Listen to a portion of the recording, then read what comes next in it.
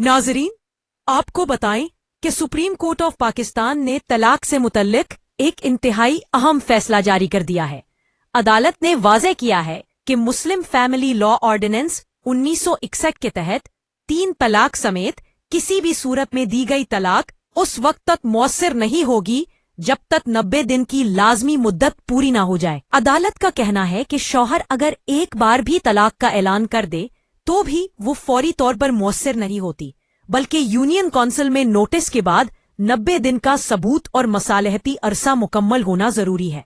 मजीद ये कि अगर शौहर ने बीवी को बिलाशर्त तलाक का हक तफवीज किया हो तो बीवी भी इस 90 दिन के अंदर तलाक को वापस ले सकती है। सुप्रीम कोर्ट के इस फैसले को माहिरीन कानून निकाह तलाक के निज़ाम में एक बड़ी वजाहत करार दे रहे हैं। इस फैसले के बाद मुल्क भर में तलाक के गलत तरीकाकार और फौरी 3 तलाक के रोंदे पर बड़ा कानूनी असर पड़ेगा।